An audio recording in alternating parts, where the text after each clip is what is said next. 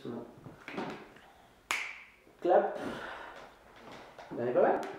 Comment ça va, Christelle? Ça va très bien. Et toi, Rémi? Eh bien, écoute, ça va. Bon, ben, du coup, on se connaît pas, ou très très peu.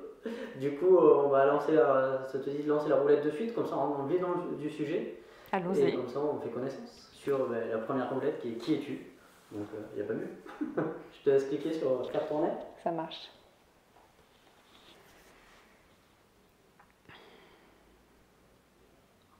Ah, t'es quel genre d'entrepreneur?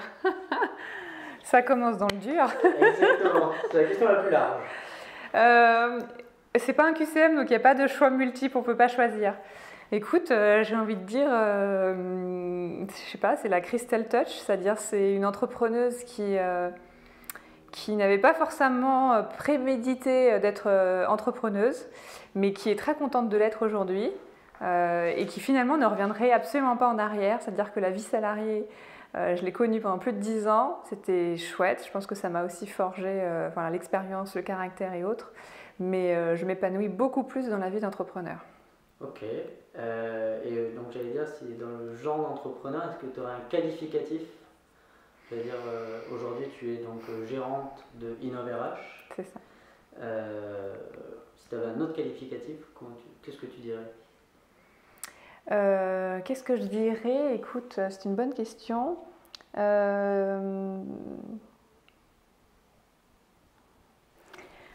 Souvent, on me dit en fait que j'ai un temps d'avance. Donc, je dirais que je serais plutôt une entrepreneuse qui est en avance sur son temps.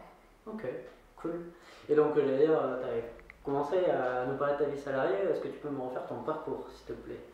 Alors, dans les grandes lignes, écoute, j'ai commencé par être juriste en droit du travail dans des grands groupes. Mais très rapidement, je me suis aperçue que le droit c'était bien, enfin la théorie c'était bien, mais la pratique c'est beaucoup mieux. Et pour pouvoir répondre au plus près en fait des problématiques des collaborateurs, il allait falloir un peu mettre les mains dans le cambouis. Donc rapidement, j'ai basculé dans les ressources humaines, ou plutôt les richesses humaines. J'aime beaucoup, ou la relations humaines. Je préfère ce terme-là. Et puis du coup je suis devenue responsable et puis d'opportunité en opportunité je suis devenue directrice des ressources humaines et après en fait comme j'ai toujours eu justement une version RH très large, la RH aujourd'hui c'est même la RSE, la responsabilité sociétale des entreprises et donc du coup ça m'a amené aussi à occuper un poste de directrice des ressources humaines et directrice de la RSE. D'accord. Et j'allais dire dans ton parcours, donc tu as été salariée et comment ça se fait que du jour au lendemain tu es passée d'entrepreneuse? Et je pense qu'il y avait certainement une petite graine qui avait germé au fur et à mesure de ces différentes expériences professionnelles, parce qu'à chaque fois en fait on faisait appel à moi. Parce qu'il y avait un challenge, en fait, il y avait une vraie problématique de conduite du changement. Il fallait embarquer les équipes autour d'un projet d'entreprise. Et ça, j'adore faire ça. Pour le coup, vraiment, je m'épanouissais là-dedans. Mais on va dire que dans une vie d'entreprise, au bout de 2-3 ans, le changement est mené à son terme. Et donc, du coup, je passais mon temps à démissionner pour recommencer la même chose dans une entreprise. Donc ça m'allait pendant un temps. Et puis, au bout d'un moment, je me suis dit, mais en fait, est-ce que j'aurais pas une façon d'être plus efficace et du coup de me démultiplier, c'est-à-dire que plutôt que mettre en fait finalement mon énergie et ma compétence dans une seule entreprise, et la mettre dans plusieurs. Et donc du coup en fait l'entrepreneuriat s'est imposé de lui-même parce que je me suis dit en fait plutôt qu'aider une entreprise, je vais en aider 5, je vais en aider 10, etc. etc. Ok, et par contre la différence c'est que tu dois trouver tes clients aujourd'hui. Oui. Effectivement, là, effectivement, on m'embauchait avant, effectivement, dans le job, je ne sais pas si on peut appeler ça un job d'entrepreneur, mais effectivement, il y a une partie commerciale qui est importante, qu'il ne faut pas mettre de côté. Ça, tu l'avais avant? Absolument pas. Ah ben non, pour le coup, j'étais DRH d'une entreprise et j'avais ma feuille de route, je savais où aller et comment le faire, mais je n'avais pas cette contrainte financière, c'est-à-dire qu'à la fin du mois, je savais combien j'allais gagner, du coup, entre guillemets, je dormais tranquille. En tout cas, il n'y avait pas cette incertitude financière. Et ça, j'allais dire, cette incertitude financière que tu as donc aujourd'hui, si je comprends bien ce que tu dis, comment tu le vis? Ça va bien, merci. Non, ça va très bien. En fait, je pense que quand on est bon dans ce qu'on fait, ça se sait très vite. Et pour le coup, tu parlais je ne sais pas si tu as utilisé le mot de prospection commerciale ou autre, mais en fait, pour le coup, moi j'utilise énormément ça a commencé par le réseau. Et donc du coup, un premier client satisfait, on parle à un deuxième, à un troisième, et le bouche à oreille fait que je touche ma tête, mais ce mois-ci, j'ai déjà signé 3 nouveaux clients, que j'ai absolument pas été démarchée ou quoi que ce soit. C'est juste que, en fait, vous avez déjà travaillé avec un tel, c'est bon, on vous fait confiance et on y va, quoi. Okay. Donc, du coup, ça permet quand même d'être beaucoup plus sereine. Je pense que la phase de démarrage est toujours un peu touchy et on est à fond, voilà. Mais une fois qu'on commence à avoir des clients satisfaits, et, du coup, il y a une espèce de fond de roulement qui se fait et ça se fait bien. Et j'ai perdu mon fil, c'est ma spécialité. Je pense à plein de trucs, mais je te laisse parler. Du coup, mais c'est pas grave, on va enchaîner sur.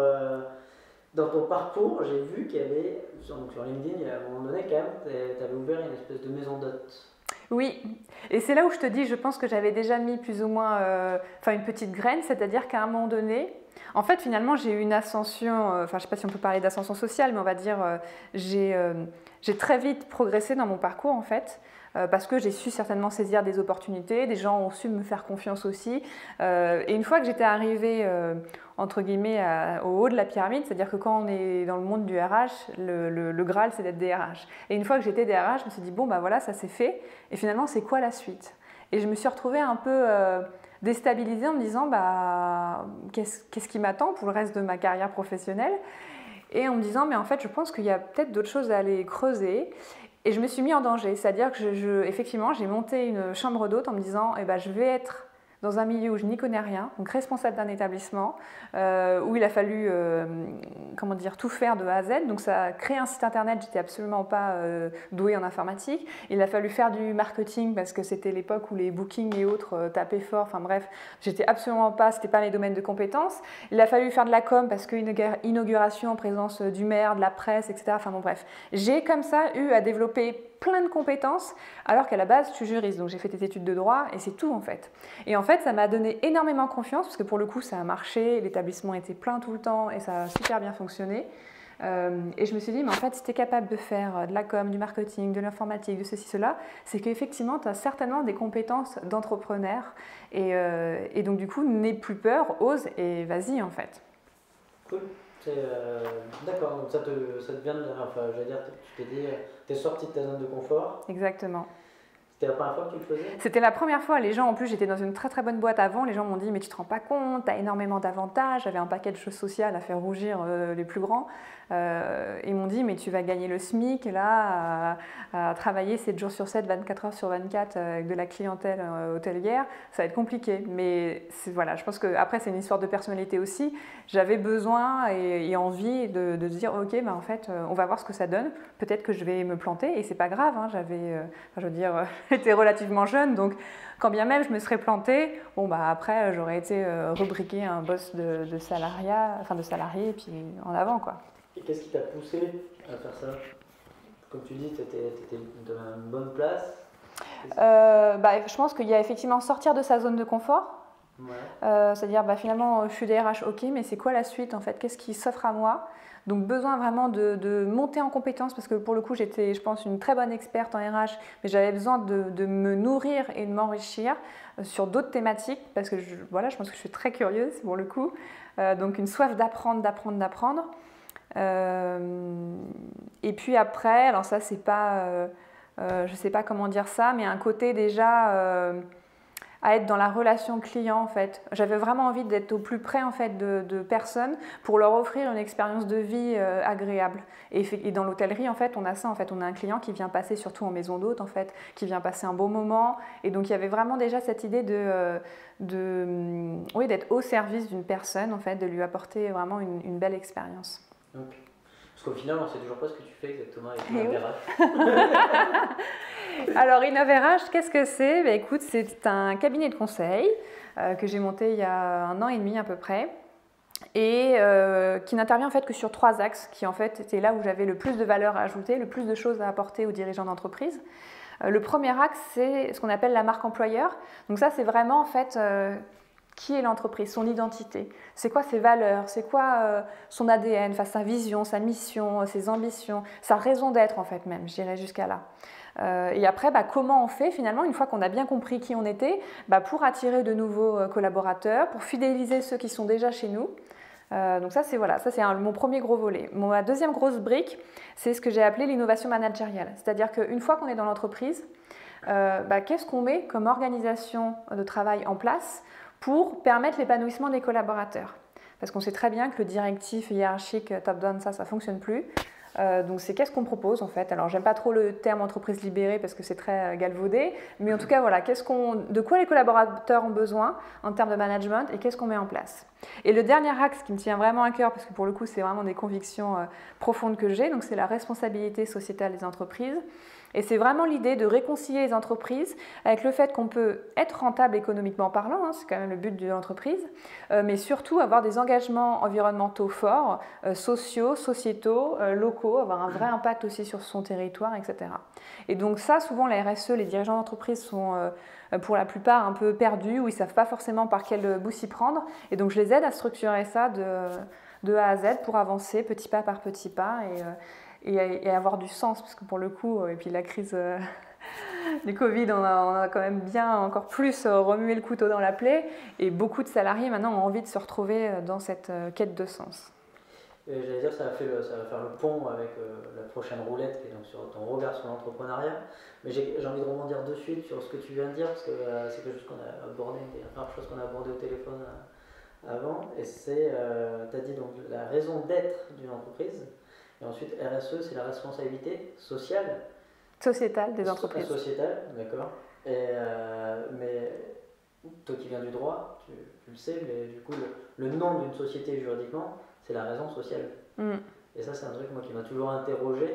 On va dire, oui, en fait, j'allais dire. En fait, on a perdu ça, tu veux dire? Ouais, en fait, exactement, pour te raconter une anecdote moi, de ma vie, j'étais en alternance dans une boîte, ça s'est pas hyper bien terminé, et en fait, parce que du coup, moi j'étais en master, donc en plus il fallait que je fasse mon mémoire, etc. Donc j'avais des attentes un peu des entrepreneurs, et je leur ai dit, mais c'est quoi en fait, voilà, exactement, c'est quoi la raison d'être, et en fait, c'est quoi la raison sociale, pourquoi on existe, en fait, c'est quoi la vision. C'est ça. Et j'ai eu une réponse du tac au tac qui était, si déjà on peut vivre, c'est pas mal. Et je trouve que ça se perd. Enfin, je me pose la question, est-ce que ça se perd ou est-ce qu'il y en a qui l'ont jamais eu? En tout cas, ce qui est sûr, c'est que il y en a qui se posent la question. C'est-à-dire que là où avant, il y avait juste la rentabilité économique, financière d'une entreprise qui comptait, aujourd'hui, on est en train de renverser un peu la donne. Ça change un peu et effectivement, on commence à dire, ok, mais finalement, c'est quoi ma place dans la société avec un grand S? Si j'ai créé une entreprise, c'est qu'à un moment donné, je contribue d'une façon ou d'une autre à, je ne sais pas si je suis dans les transports, et à favoriser la mobilité douce du peuple, on va dire. Enfin voilà, en tout cas, j'essaye vraiment d'identifier ça et pas seulement un apport financier. On risque d'être redondant si on ne lance pas la roue de suite, donc on va repartir sur ton regard d'entrepreneuriat.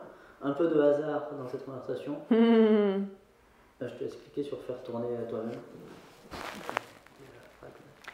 Reprendre, allez. Faire tourner.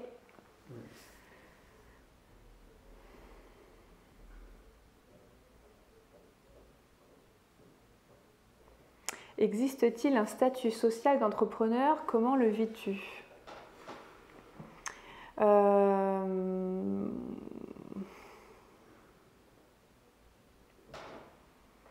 C'est une bonne question. Je ne sais pas s'il existe vraiment un statut social d'entrepreneur. Oui, certainement, parce que je pense qu'on est de plus en plus, nombreux. Après, comment je le vis? Moi, je le vis très bien personnellement. Vu que c'est un choix. Le statut social, la question est peut-être amenée, je vais essayer de voir comment les gens la prennent, mais est-ce qu'il y a une image? Est-ce qu'il y a une image d'entrepreneur? Justement, toi qui as été salarié et entrepreneuse, est-ce que tu as vu justement l'image de ton entourage en fait changer? Ouais.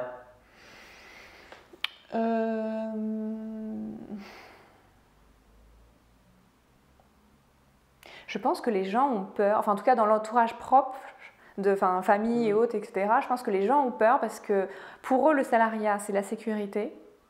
c'est la durabilité, enfin la pérennité. On a un salaire tous les mois qui tombe, etc. Donc c'est un signe d'un engagement voilà, durable. Or, quand on voit tous les plans sociaux et autres, c'est absolument pas le cas, mais c'est pas grave. Bref, passons. Non, mais honnêtement, c'est très marrant parce que je crois que c'était mardi soir. Je fais une petite aparté, hein, tu vas comprendre au montage. Mardi soir, j'animais un after work RH et il y a une personne qui, en mots-clés, quand je lui dis l'engagement pour vous, c'est quoi l'engagement? Et elle me met en post-it, elle me met CDI. Alors que pour moi, c'est absolument pas ça l'engagement en fait. Enfin, en tout cas, c'est pas parce que demain je vais contractualiser un CDI avec une entreprise que c'est bon, je suis engagée à vie avec eux. C'est plus du tout le cas. Enfin, en tout cas, au XXIe siècle, et vu les crises et même sans les crises, on n'est plus du tout dans ces modèles-là en fait. Mais tout ça pour dire que du coup, en fait, je pense que pour certaines personnes, l'entrepreneuriat fait peur. Parce que c'est l'inconnu, tu ne sais pas de quoi demain sera fait, enfin tu ne sais même pas si à la fin du mois tu vas pouvoir te payer, donc ça fait vraiment peur. Et après pour d'autres personnes, pour le coup, c'est c'est libératoire parce qu'en fait ils ne se voient pas en fait rattachés dans une hiérarchie, enfin dans un groupe, et c'est juste une évidence en fait d'être à son compte et de travailler pour soi et en ayant bien compris ce pourquoi il faisait ça en fait. Et toi, qu'est-ce que tu as compris en le faisant ? Qu'est-ce que j'ai compris en le faisant? Que j'aurais dû être entrepreneur plus tôt.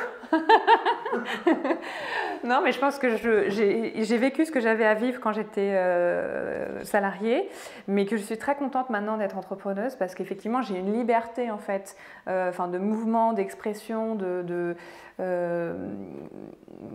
plein de choses en fait qui fait que je n'avais pas quand j'étais salariée. Donc je ne reviendrai pas du tout en arrière. Ok. J'allais dire, il y a quelque chose que je voulais aborder avec toi. Alors, je saute un peu du coq à l'âne, mais je reviens sur la roue nous a squeezé. Donc, je reviens quand même sur ce qu'on disait un petit peu avant, mais sur l'histoire de la raison sociale, de l'entreprise. Et justement, j'allais dire ce que tu disais, tu le fais pour toi, mais parce qu'au fond, tu as une conviction, j'imagine, qui est d'aider les entreprises. Donc à les amener sur le terrain, justement, les RSE et les accompagner là-dessus. Tout à fait. C'est mon moteur clé, c'est ça qui me fait que je me lève tous les matins. C'est quoi les questions qui se posent, les entrepreneurs que tu rencontres Les dirigeants d'entreprise, tu veux dire ? Les dirigeants d'entreprise, ouais. Je pense que par rapport à ça, les RSE. Eh bien, certains dirigeants d'entreprise ont une prise de conscience, en tout cas que ça commence à émerger. Où effectivement il faut arrêter d'être dans la surconsommation, on en fait toujours plus, on gagne toujours plus d'argent, sans accorder d'importance à l'impact de leur agissement, de leur production de leurs produits ou de leurs services sur la planète. Donc ça du coup c'est chouette parce que c'était encore pas le cas il y a 10 ans clairement. Mais après une fois qu'on s'est dit ça, ok, mais comment on fait aujourd'hui finalement pour avoir un impact positif dans la société avec un grand S. Et là, pour le coup, c'est là où je les amène avec mes outils, ma méthodologie, où je leur dis, on ne va pas partir sur 17 chantiers à la fois, on va y aller step by step, mais on va commencer à regarder déjà peut-être que, alors ça dépend de leur secteur d'activité, hein, mais au niveau de l'économie circulaire, il y a des choses à faire. En tout cas, ou s'ils sont dans la production de produits, on peut regarder déjà l'analyse de cycle de vie en fait. Est-ce qu'il n'y a pas des choses à améliorer? Est-ce que des fois il faut changer un packaging? Des fois, en tout cas, il y a plein de choses à mettre en œuvre sur ces aspects-là. Et donc voilà, il y a vraiment cette prise de conscience en tout cas que je ressens sur cette nécessité d'agir pour sauvegarder en fait notre patrimoine commun. Hein. Elle est là la question, c'est qu'aujourd'hui on vit tous sur la même planète, que j'habite en Suède, en Afrique du Sud ou à Shanghai, en fait on est sur la même planète. Donc comment on fait à un moment donné pour que cet écosystème ne se détruise pas? Donc voilà, ça c'est effectivement des convictions et c'est aussi pour ça je pense certainement que j'ai créé InnoveRH en me disant l'idée c'est que j'arrive à démultiplier et que mon discours, entre guillemets, soit repris dans plein d'entreprises et que je les aide à aller plus vite et à aller plus loin, en fait. Parce que pour le coup, je suis persuadée que l'entreprise, en fait, c'est un véritable levier de transformation. Je crois malheureusement plus pas au gouvernement, mais en tout cas que les pouvoirs publics puissent nous aider là-dessus, parce que pour le coup, ils ont vraiment un temps de retard. On le voit, hein, de toute façon, il suffit de regarder un peu historiquement, le législateur a toujours eu un temps de retard.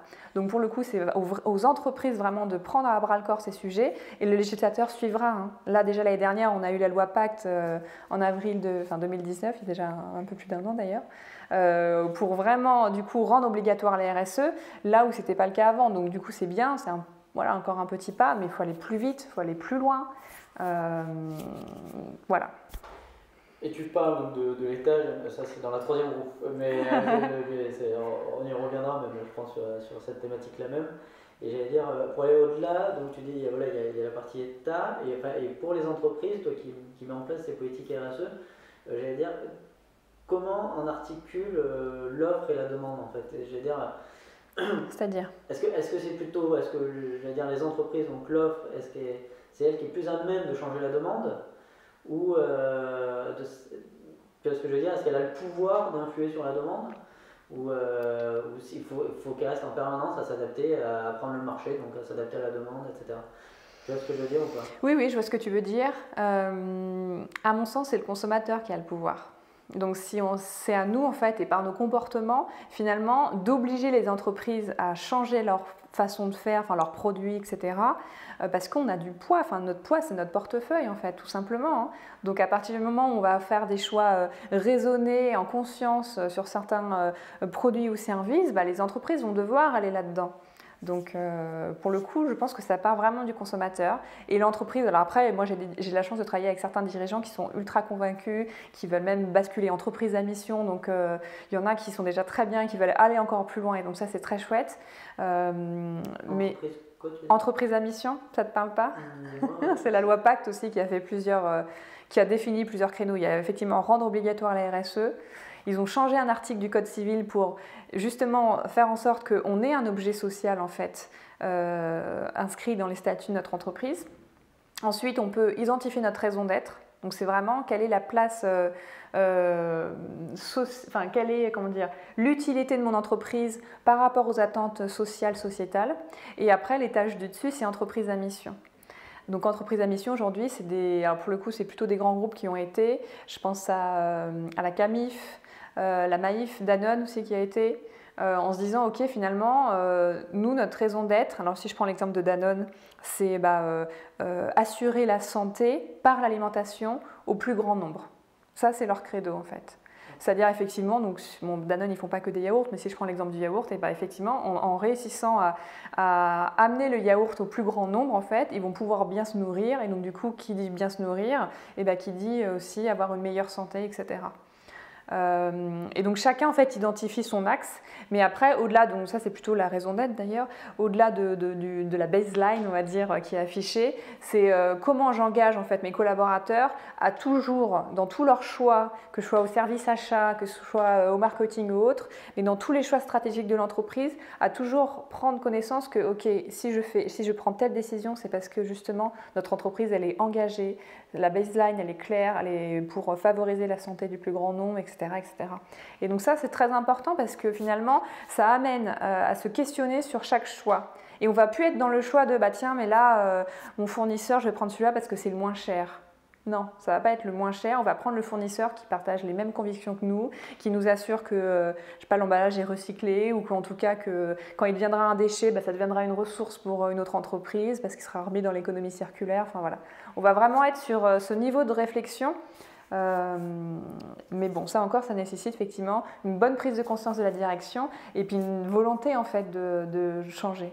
Mais toi, quand tu arrives, les gens ont déjà eu cette volonté de changer ou justement tu arrives avec une ça dépend. Vous convaincre, il faut changer? Non, souvent ils sont enfin, je sais pas s'ils sont convaincus, mais oui, ils ont pris conscience qu'il y avait urgence à agir. Mais ils ne savent pas forcément par quel bout s'y prendre. Donc du coup, voilà, on les accompagne petit à petit et puis on y va. Ça fait une dizaine d'années que tu fais de la RSE, c'est ça? Le RH et après, ouais, RSE ces dernières années, ouais. Ces dernières années, est-ce que l'évolution, tu l'as perçue? Je l'ai perçue surtout sur la partie ressources humaines, en fait, qui était mon cœur de métier à la base. C'est-à-dire là, avant, on avait une fonction qui était purement je sais pas moi, paye, administration du personnel, on faisait des contrats de travail, un peu en mode exécutant, avec peu d'intérêt en fait et de valeur ajoutée. En fait, la fonction RH a complètement changé et évolué en étant vraiment du coup un partenaire tout aussi important que le directeur financier et autres dans une entreprise, à être vraiment le bras droit du DG, à être son coach, ou en tout cas avoir un vrai pouvoir décisionnel. Parce qu'en fait, la raison, elle est toute simple. C'est que qui est-ce qui compose l'entreprise? C'est les hommes et les femmes. Si on n'accorde pas de l'intérêt en fait, à ces personnes-là, vous n'avez plus d'entreprise en fait. Il y a un dicton qui dit pas de bras, pas de chocolat. C'est ça en fait. Et aujourd'hui, quand les entreprises viennent me voir en disant j'arrive pas à recruter, tu veux pas nous trouver des profils. Pardon, ça c'est moi. Non, mais du coup, tu peux fermer. Désolée, ça c'était. Je vais mettre en silencieux pour pas être trop redérangée pour le coup. Qu'est-ce que je disais du coup? Ah oui, donc quand j'ai des entreprises qui viennent me voir en mode j'arrive pas à recruter, est-ce que tu peux recruter? Moi, je suis pas une agence de recrutement. En fait, moi, je vais aller creuser en disant mais en fait, pourquoi vous n'arrivez pas à recruter? Donc souvent, déjà, ils n'arrivent même pas à garder leurs collaborateurs. Ou alors ils mettent pas, on va dire, le cadre de travail nécessaire pour que des collaborateurs soient attirés en fait par cette entreprise et aient envie de les rejoindre. Donc c'est vraiment ça qui me plaît et que j'apprécie en fait. Cool. C'est pas mal complet, on peut en parler des heures. J'allais dire, on va aller sur plus loin en fait, sur la vision de l'avenir justement. On va lancer la troisième roulette qui va nous lancer sur la partie on va dire, un peu vue du futur et comment tu vois justement l'avenir des entreprises là-dedans. Donc d'abord un peu de hasard et puis après on verra.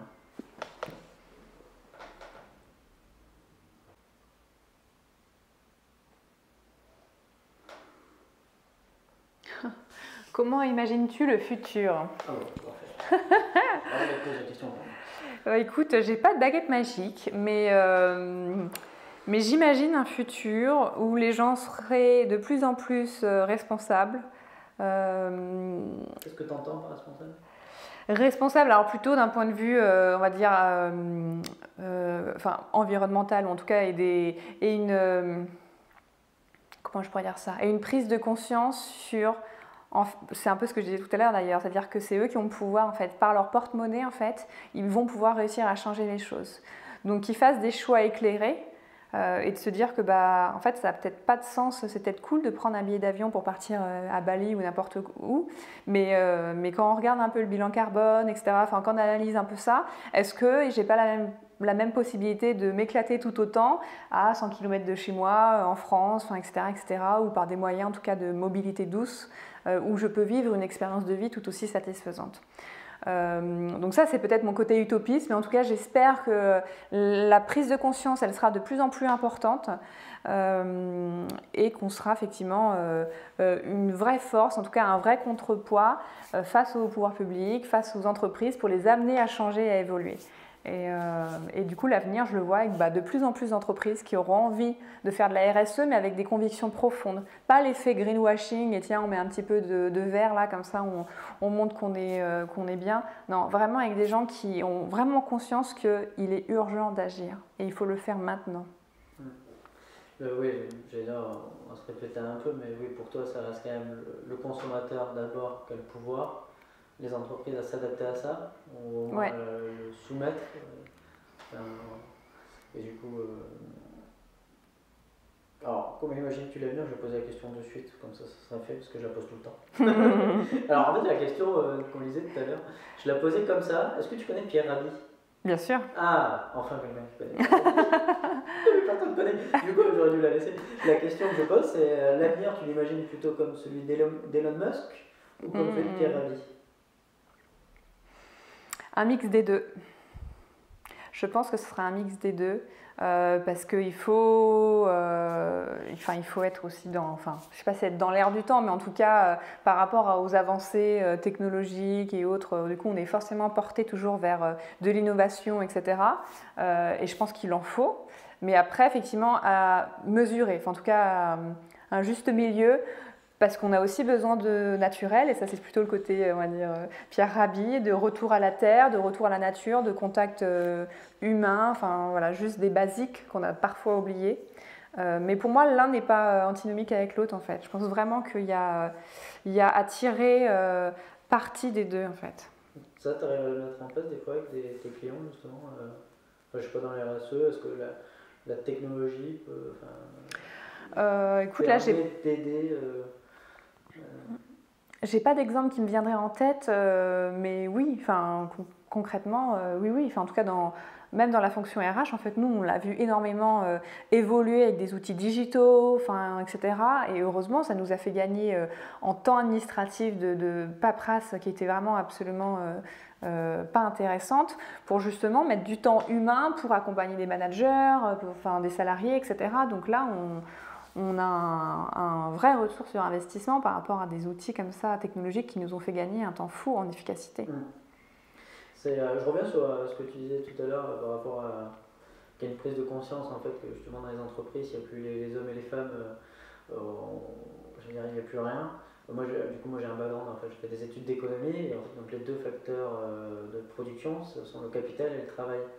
Et c'est vrai qu'aujourd'hui, enfin, en fait, on est dans une société capitaliste.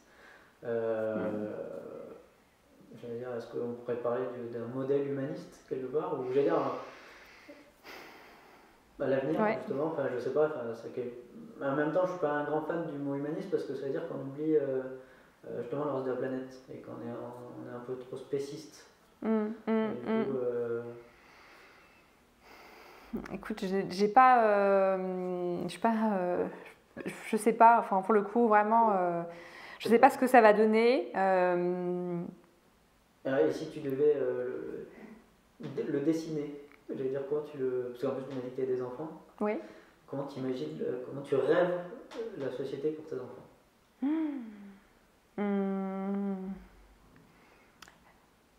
Alors, je ne sais pas si je peux dire que je rêve, mais en tout cas, je sais que la génération qui suit va devoir encore plus que nous, enfin pour le coup, nous, je pense qu'on est cette génération où on va commencer on a pris conscience de ces enjeux et s'investir dans un changement. La génération juste après nous n'aura vraiment plus le choix en fait. Donc je ne vais pas dire qu'ils prendront les armes, mais en tout cas, il y aura peut-être une révolution, je ne sais pas quoi, mais une espèce de big bang en fait, l'urgence climatique est telle que, enfin, stop, sinon ça sera après l'extinction de l'espèce humaine, mais du coup ça c'est encore une autre conversation. Mais donc du coup, j'éduque, je ne sais pas si on peut dire ça, mais en tout cas j'accompagne mes enfants à ne pas accepter en fait la situation telle qu'elle est aujourd'hui et à se dire que c'est eux qui ont les clés en main pour changer les choses en fait. Et qu'ils vont pouvoir être acteurs de ce changement et qu'en fait c'est même plus qu'ils vont pouvoir être acteurs, c'est que en fait vous n'allez pas pouvoir avoir le choix, donc il va vraiment falloir se retrousser les manches et y aller. Donc c'est plutôt en fait dans ce qu'on appelle en RH nous les soft skills en fait, dans des comportements de fait que il va falloir qu'on se saisisse et qu'on arrête de dire, enfin moi j'ai connu, je me souviens très bien, hein, toute petite, on parlait déjà à la télé du réchauffement climatique, de l'effet de serre, etc. Mais on a l'impression que c'est normal, personne ne se bougeait en fait. Et depuis 30 ans, personne ne s'est bougé. Vraiment. Et donc c'est ça en fait où j'essaye de leur dire, c'est arrêtez d'écouter, alors après ça dépend quel type de médias, mais en tout cas de manger en fait tout cru, d'avaler, de digérer tout ce qu'on vous donne comme info. Ayez un esprit critique en fait, et puis surtout autorisez-vous à créer autre chose, avoir un vrai esprit de créativité en disant finalement, si on avait une feuille blanche, c'est un peu ta question d'ailleurs, hein, qu'est-ce que vous feriez? Réinventer le monde. En fait, on bride, et ça malheureusement, bon ça c'est encore une autre discussion, mais sur le système éducatif, on bride de plus en plus les enfants et on leur donne rarement l'occasion de dire « et si on faisait ça? Et si on imaginait un monde différent ?» Et c'est une super question parce que finalement, on s'autorise à avoir un pinceau et ok, qu'est-ce que j'ai envie de peindre pour la suite? Qu'est-ce que j'ai envie d'avoir? Donc voilà, du coup, il n'y a rien de cloisonné dans la vie, dans le futur tel que je l'imagine, mais il y a surtout en fait pour moi des vraies qualités ou en tout cas capacités à se rendre compte qu'on n'est pas là pour subir, on est là pour agir. Et voilà, je mets en gras ce que tu viens de dire, mais l'école serait quand même un excellent levier pour faire accélérer les choses. C'est ça. On en revient au gouvernement. Oui, et pas que, tu vois ce que je veux dire, pas plus tard que l'année dernière, en fait, je me suis proposée bénévolement pour aller donc, dans les classes de mes enfants, pour du coup sensibiliser vraiment les enfants, en fait, en faisant des petits ateliers assez ludo-pédagogiques ou éducatifs, mais déjà pour leur dire, voilà ce qui nous attend si on ne fait rien, en fait. Et voilà ce que vous pouvez faire déjà à votre échelle en fait, le petit colibri pour reprendre Pierre Rabhi, et en disant en fait si on commence à s'allier les uns aux autres et si on va tous dans la même direction, et on n'est plus un petit colibri, on commence à devenir un gros mammouth, et puis etc. Donc ça, c'est des choses que nous, parents, entrepreneurs, tout le monde peut se dire à un moment donné, parce que pour le coup, l'école manque aussi, je pense, de moyens par rapport à ça, mais peut se dire, écoute, je vais prendre une journée de mon temps, une heure de mon temps, parce que j'ai une expertise dans tel ou tel domaine, et je vais aller essayer de transmettre ça et de sensibiliser justement cette jeune génération pour leur montrer que finalement tout est possible. Parce que ça, c'est vraiment un credo que j'aime bien me dire, que j'applique aussi en tant qu'entrepreneur, tout est possible. Et pas rester derrière sa peur, ses freins, parce que souvent on a plein de pensées limitantes et du coup on n'ose pas. Et donc vraiment, en tout cas, si j'avais quelque chose à dire effectivement pour ces jeunes, en tout cas cette génération qui suit derrière, c'est dites-vous que tout est possible. Et allez-y après, et osez en fait. Ça me va comme conclusion. C'est parfait. Merci Christelle. Merci Rémi. C'était un très entretien. Super. Et je pense que on aurait pu durer. C'est très bien. Merci beaucoup. Je t'en prie.